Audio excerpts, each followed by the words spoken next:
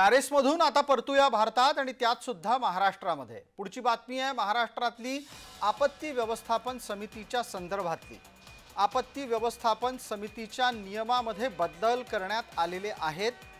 मुख्यमंत्री आता आपत्ती व्यवस्थापन समितीचे अध्यक्ष असतील, तर दोन्ही उपमुख्यमंत्र्यांना या समितीत उपाध्यक्ष पदाची जबाबदारी असेल आणि यामुळे एकनाथ शिंदे यांना समितीमध्ये स्थान मिळालेलं आहे।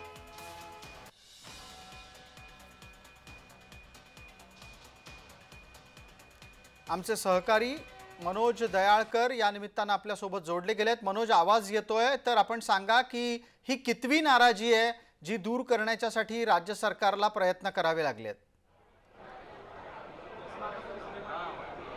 नक्कीच आपण मिळत प्रसाद सर, आपत्ती व्यवस्थापन प्राधिकरण समितीमध्ये आता बदल करण्यात आलेले आहेत। या समितीमध्ये आपण मिळत एकनाथ शिंदे यांना वगळण्यात आलेलं होतं, पण आता त्यांचं नाव यामध्ये ॲड करण्यासाठी या समितीमध्ये बदल करण्यात आलेला आहे। आपण मिळत 2005च्या पुरानंतर ही समिती गठीत केली गेली होती आणि या समितीचे अध्यक्ष मुख्यमंत्री असतात। मुख्यमंत्री सर्वांशी आपण मिळत संवाद साधतात आणि त्यांच्या नेतृत्वाखाली ही समिती गठीत केली जाते आणि आता आपण मिळत मुख्यमंत्री देवेंद्र फडणवीस यांच्या अध्यक्षतेखाली ही समिती गठीत केली गेली आहे। अध्यक्ष हे या नात्याने मुख्यमंत्री देवेंद्र फडणवीस असतील, तर आपण बघितलं या ठिकाणी उपाध्यक्ष म्हणून दोन्ही उपमुख्यमंत्री म्हणजे अजित पवार आणि मला पुढचा प्रश्न आपल्याला पटकन मनोज असा विचारायचा आहे, या आधी ज्या वेळेला एकनाथ शिंदे मुख्यमंत्री होते त्यावेळेला तेव्हाच्या उपमुख्यमंत्र्यांनी काही कुरकुर केल्याचं कानावर येत नाही।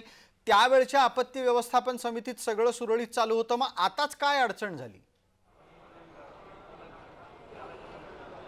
नक्कीच, कारण की आता आपण मिळत त्यावेळी मुख्यमंत्री एकनाथ शिंदे होते आणि त्यावेळी आपत्ती समिती प्राधिकरण समितीमध्ये कोणतेही बदल करण्यात आलेले होते आणि त्यावेळीच आपण मिळत उपमुख्यमंत्री यांच्याकडे कोणताही वाद नव्हता। पण आता या ठिकाणी आपण मिळत एकनाथ शिंदे यांना या समितीमधून वगळण्यात आलेलं होतं आणि या समितीमध्ये आपण मिळत मुख्यमंत्री म्हणजे देवेंद्र फडणवीस अध्यक्षपदी होते, तर अजित पवार हे उपाध्यक्षपदी होते आणि या ठिकाणी आपण मिळत एकनाथ शिंदे यांचं नाव नव्हतं। पण आता या ठिकाणी आपत्ती समिती प्राधिकरण समितीमध्ये पूर्ण बदल करण्यात आलेला आहे आणि या ठिकाणी एकनाथ शिंदे यांना हे स्थान देण्यात आले आणि आपण बघितलं यापासून ज्या योजना देखील आहेत त्या देखील आता कुठेतरी बंद करण्यात येत आहेत, कारण की आपण एकनाथ शिंदे यांनी त्यांच्या कारकिर्दीमध्ये ज्या योजना राबवल्या होत्या त्या पण आता कुठेतरी बंद करण्यात येतात अशी माहिती देखील समोर येत आहे। आणि आपण या सर्व तपशिलावर लक्ष ठेवालच, पण त्याचबरोबर एका गोष्टीचा पटकन आणखी खुलासा करा।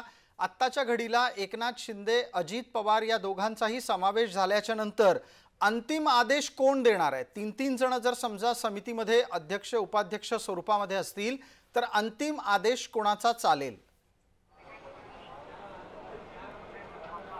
नक्कीच प्रसाद, आपण बघता या ठिकाणी अध्यक्ष हे म्हणून देवेंद्र फडणवीस यांचा मुख्य आदेश असतील, पण आपण बघता ते देवेंद्र फडणवीस या ठिकाणी नसेल तर या ठिकाणी दोन्ही उपमुख्यमंत्री संबंध साधतील एकमेकांशी आणि तेव्हा चर्चा करून ही जो निर्णय ते दोघे एकत्र घेतील आणि त्यानंतर आपण बघता या प्रत्येक जे आपत्ती घडत असते आणि त्याबाबत हे निर्णय घेण्यात येणार आहे। पण आता या ठिकाणी आपण बघता एकनाथ शिंदे यांचं नाव देण्यासाठी या समितीमध्ये बदल करण्यात आलेले आहेत, कारण की 2019च्या नंतर या समितीमध्ये या बदल करण्यात आलेला आहे। प्रसाद सर, धन्यवाद मनोज। आपण या संदर्भात तपशील घेत रहा आणि या निमित्ताने राज्य सरकारचा कसा कारभार चाललाय ते आमच्यापर्यंत पोहोचवत रहा, आपण ते प्रेक्षकांसमोर आणू।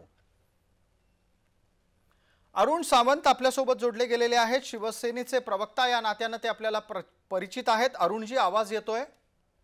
हो हो, बोला। अरुणजी, एकनाथ शिंदेंच्या नाराजीची चर्चा पुन्हा एकदा आहे, शिंदे नाराज आहेत नाहीत? पहा, एकनाथ शिंदेजी आपल्या कामामध्ये व्यस्त आहेत, जनतेची सेवा करण्याकरिता ते संपूर्ण महाराष्ट्रभर फिरत आहेत।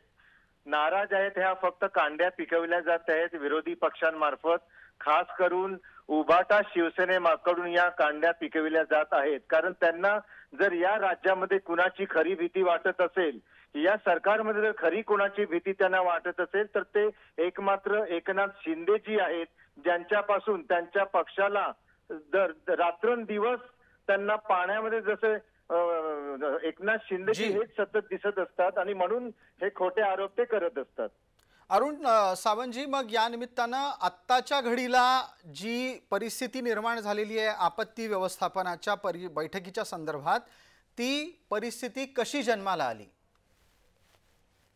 पहा, आपत्ती व्यवस्थापनाचा हा जो काही विषय आहे याच्यामध्ये सध्या काही बदल गेलेले आहेत. मुख्यमंत्री हे या समितीचे पदसिद्ध अध्यक्ष असतात, त्यामुळे ते तर त्या कमिटीमध्ये असणारच. आणि या व्यतिरिक्त या समितीमध्ये त्यांनी अनेक लोकांचा समावेश केलेला आहे आणि त्यामध्ये एकनाथ शिंदेजी यांचं नाव नाही अशी सध्या चर्चा सुरू आहे.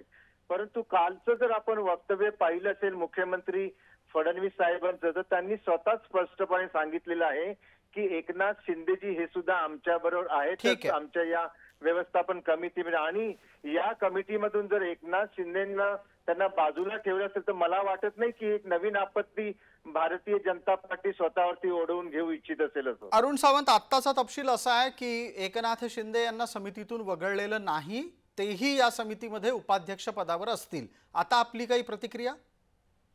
बरं, मी पूर्वीपासूनच सांगतोय ना की पहा, नुसतं कमिटीमध्ये नाव आहे याच्यावरून काही होत नसतं.